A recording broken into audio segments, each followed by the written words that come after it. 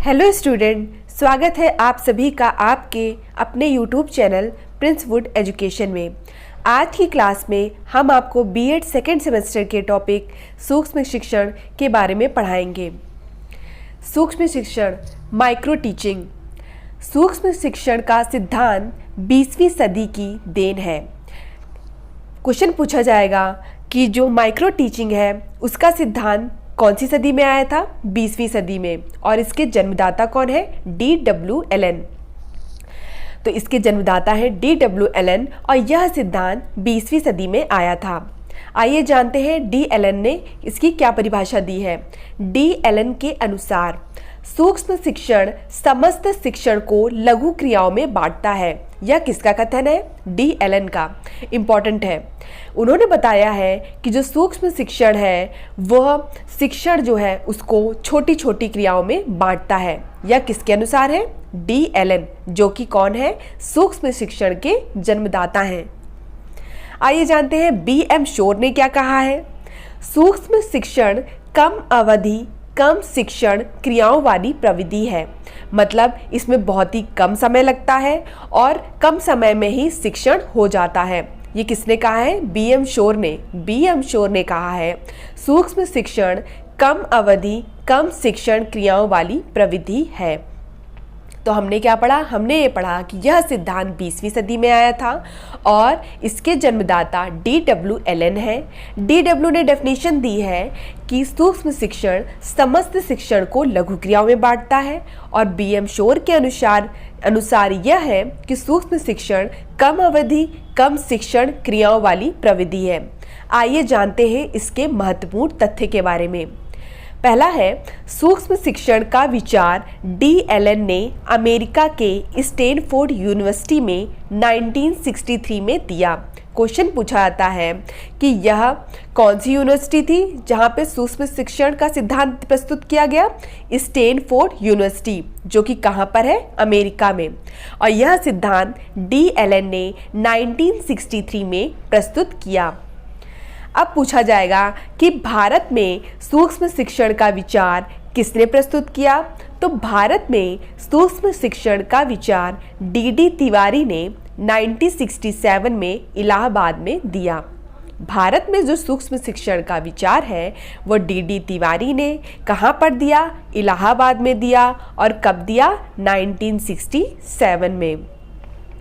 सूक्ष्म शिक्षण को स्केल डाउन टीचिंग या अप्रोच भी कहते हैं। सूक्ष्म शिक्षण को हम क्या कहते हैं? अगर क्वेश्चन पूछा जाए स्केल डाउन अप्रोच किसे कहते हैं, तो स्केल डाउन अप्रोच सूक्ष्म शिक्षण को कहते हैं।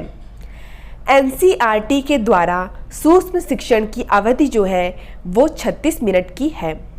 क्वेश्चन पूछा जाएगा कि NCERT के द्वारा सूक्ष्म शिक्षण की अवधि क्या है? 36 मिनट है। NCERT के अनुसार सूक्ष्म शिक्षण प्रक्रिया में छात्रों की संख्या 5 से 10 तक होती है। क्वेश्चन होगा कि NCERT के अनुसार सूक्ष्म शिक्षण की प्रक्रिया में छात्रों की कितनी संख्या होती है? 5 से 10। क्योंकि यह सूक्ष्म शिक्षण है तो इसमें कम अवधि और कम शिक्षण की आवश्यकता होती है, तो इसमें जो छात्रों की संख्या होती है वह भी कम होती है। कितनी? 5 से 10 तक। फ्लिंट एवं उनके सहयोगी के अनुसार सूक्ष्म शिक्षण को 3 भागों में बांटा गया है। क्वेश्चन पूछेंगे कि फ्लिंट एवं उनके जो सहयोगी थे उन्होंने सूक्ष्म शिक्षण को कितने भागों में बांटा? 3 भागों में बांटा। NCERT के द्वारा सूक्ष्म शिक्षण में सूक्ष्म पाठ की अवधि कितनी है? 6 मिनट की होती है। अगर सूक्ष्म पाठ की अवधि पूछे तो 6 मिनट की होती है और अगर उसके NCERT के द्वारा सूक्ष्म शिक्षण की अवधि पूछे तो 36 मिनट की होती है। माइक्रो टीचिंग साइकिल, सूक्ष्म शिक्षण चक्र, तो कैसा होता है? इसमें सबसे पहले क्या होता है? सबसे पहले इसमें पाठ्य योजना होती है, फिर इसके बाद टीचिंग होती है, मतलब शिक्षण होता है। यह कितने मिनट का होता है? 6 मिनट का होता है। सबसे पहले हमने क्या सूक्ष्म शिक्षण चक्र में देखा कि पहले होती है पाठ्य योजना, पाठ्य योजना के बाद टीचिंग होती है, मतलब शिक्षण होता है। कितने मिनट का होता है? 6 मिनट का होता है। फिर इसके बाद फीडबैक होता है। फीडबैक मतलब प्रतिपुष्टि होती है। कितने मिनट की होती है? 6 मिनट की होती है। फिर पुनः योजना होती है रीप्लान, जो कि 12 मिनट का होता है। ये आपने देखा पहले, टीचिंग जो होती है वो 6 मिनट की होती है, फीडबैक 6 मिनट का होता है, लेकिन जो पुनर्योजना है वो 12 मिनट की होती है।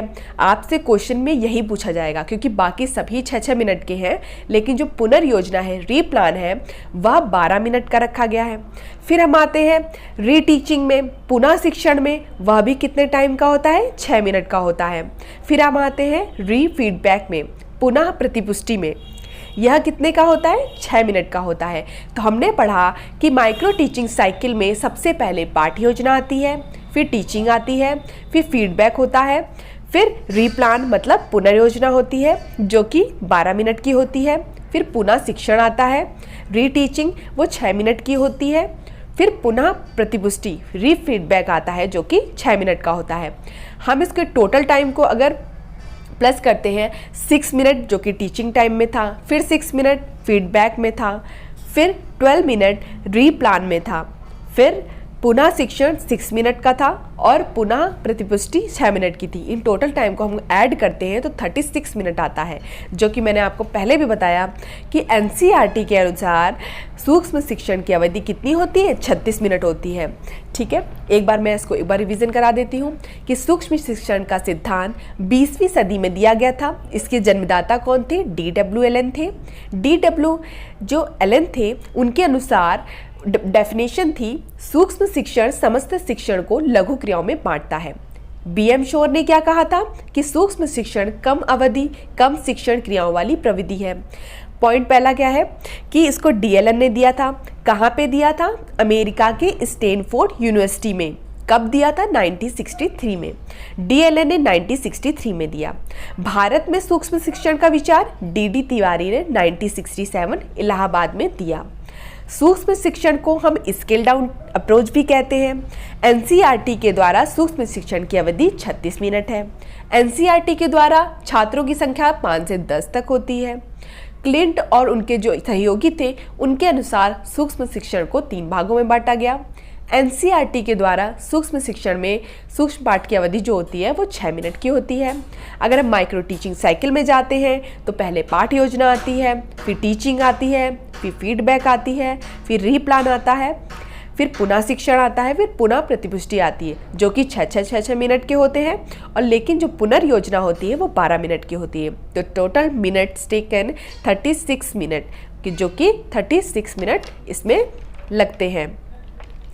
तो इस तरह से हमारा टॉपिक सूक्ष्म शिक्षण खत्म हुआ।